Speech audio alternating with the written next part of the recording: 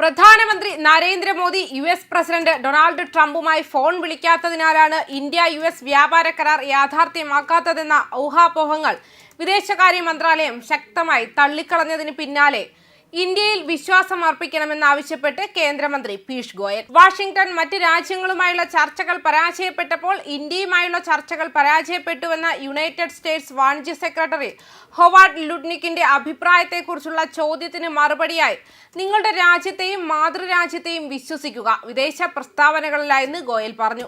ഒരു വ്യാപാര കരാറിന്റെ സങ്കീർണതകൾ മാധ്യമങ്ങൾക്ക് മുന്നിൽ ചർച്ച ചെയ്യാതെ അടച്ചിട്ട വാതിലുകൾക്ക് പിന്നിലായിരിക്കുമെന്നും ഗോയൽ വ്യക്തമാക്കി. ട്രംപ് വ്യാപാര കരാറുകളെ ഒരു പടിക്കെട്ട് പോലെയാണ് കണ്ടതെന്ന് ലുട്നിക് പറഞ്ഞു. ആദ്യം മാറിയ രാജ്യങ്ങൾക്ക് മികച്ച നിബന്ധനകൾ ലഭിച്ചുവെന്ന് വാദിച്ചു. ആദ്യ പടിക്കെട്ടിന് മികച്ച കരാർ ലഭിക്കും, ആദ്യത്തെ ആൾക്ക് ശേഷം നിങ്ങൾക്ക് മികച്ച കരാർ ലഭിക്കില്ല എന്നും അദ്ദേഹം പറഞ്ഞു. മാത്രമല്ല, ചർച്ചകളുടെ സ്വഭാവം കൃത്യമല്ല എന്ന് വിദേശകാര്യ മന്ത്രാലയം വിശേഷിപ്പിച്ചു.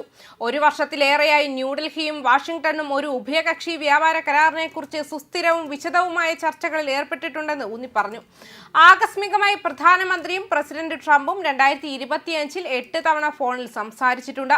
ഇത് ഞങ്ങളുടെ വിശാലമായ പങ്കാളിത്തത്തിന്റെ വ്യത്യസ്ത വശങ്ങൾ ഉൾക്കൊള്ളുന്നു, മന്ത്രാലയത്തിന്റെ വക്താവ് രൺധീർ ജയ്സ്വാൾ കൂട്ടിച്ചേർത്തു.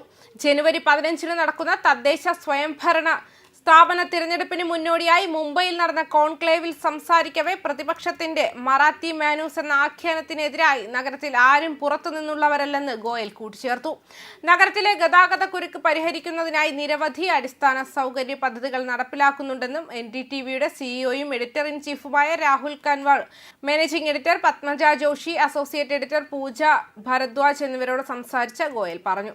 ദീർഘകാല നേട്ടത്തിനായി മുംബൈയിലെ ജനങ്ങൾ ഹ്രസ്വകാല വേദന സഹിക്കാൻ തയ്യാറാണ്. ഇത് പ്രധാനമന്ത്രി നരേന്ദ്രമോദിയുടെയും മഹാരാഷ്ട്ര മുഖ്യമന്ത്രി ദേവേന്ദ്ര ഫഡ്നാവിസിന്റെയും ഭാവിയിലേക്കുള്ള ഒരു ദർശനമാണെന്നും അദ്ദേഹം പറഞ്ഞു. മുതിർന്ന രാഷ്ട്രീയക്കാരനും NCPക്കാരനും ശരത് പവാറിനെയും മകളും ലോക്സഭാ എംപിയുമായ സുപ്രിയ സുലെയെയും BJPക്കെതിരെ പ്രതിപക്ഷ മുന്നണിയിൽ ചേരാനുള്ള തീരുമാനത്തിൽ ഖേദിക്കുന്നുവെന്നും പിംപ്രി ചിഞ്ച്വാഡ് മുനിസിപ്പൽ കോർപ്പറേഷൻ തെരഞ്ഞെടുപ്പിൽ അജിത് പവാറിനൊപ്പം ചേർന്ന് ഗതി തിരുത്താൻ ശ്രമിക്കുകയാണെന്നും ഗോയൽ അവകാശപ്പെട്ടു. അതേസമയം കഴിഞ്ഞ വർഷം ഫെബ്രുവരിയിൽ ചർച്ച നടത്താനുള്ള കരാറിനു ശേഷം ഇരു രാജ്യങ്ങളും നിരവധി തവണ ഒരു കരാറിന് സമീപമാണെന്ന് ഇന്ത്യൻ വിദേശകാര്യ മന്ത്രാലയ വക്താവ് രൺധീർ ജയ്സ്വാൾ വെള്ളിയാഴ്ച മാധ്യമപ്രവർത്തകരോട് പറഞ്ഞിരുന്നു. ആകസ്മികമായി 2025 പ്രധാനമന്ത്രിയും പ്രസിഡന്റ് ട്രംപും 8 തവണ ഫോണിൽ സംസാരിച്ചിട്ടുണ്ട്.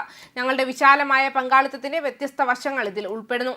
ഇന്ത്യ റഷ്യയുടെ എണ്ണ ഇറക്കുമതി നിയന്ത്രിച്ചില്ലെങ്കിൽ താരിഫ് ഇനിയും ഉയരുമെന്ന് ട്രംപ് മുന്നറിയിപ്പ് നൽകി. ചർച്ചകൾക്കുള്ള സമ്മർദ്ദം ശക്തമാക്കിയതിനു ശേഷമാണ് ലുട്നിക്കിന്റെ അഭിപ്രായങ്ങൾ വന്നത്. ഒരു കരാറിലെത്താൻ കഴിയാത്തത് ഇന്ത്യൻ രൂപയെ റെക്കോർഡ് താഴ്ന്ന നിലയിലേക്ക് തള്ളിവിട്ടു. ഇരുവശങ്ങളിലേക്കുമുള്ള ചർച്ചകളിൽ പുരോഗതിക്കായി കാത്തിരിക്കുന്ന നിക്ഷേപകരെ ഭയപ്പെടുത്തി.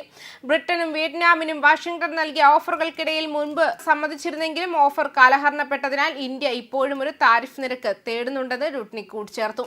ലുട്നിക്കിന്റെ പരാമർശങ്ങളെക്കുറിച്ച് അഭിപ്രായം തേടിക്കൊണ്ട് ഇമെയിൽ വഴി അയച്ച അഭ്യർത്ഥനയ്ക്ക് ഇന്ത്യയുടെ വ്യാപാര മന്ത്രാലയം മറുപടി നൽകിയില്ല. കഴിഞ്ഞ വർഷം ന്യൂഡൽഹിയും വാഷിംഗ്ടണും ഒരു വ്യാപാര കരാറിന് വളരെ അടുത്തായിരുന്നു. എന്നാൽ ആശയവിനിമയ തകരാറ് ഏതെങ്കിലും സാധ്യതയുള്ള കരാറിന്റെ തകർച്ചയിലേക്ക് നയിച്ചതായിട്ടും റിപ്പോർട്ടുകൾ ചെയ്യുന്നുണ്ട്. ന്യൂസ് ഡെസ്ക് കർമ്മ ന്യൂസ്.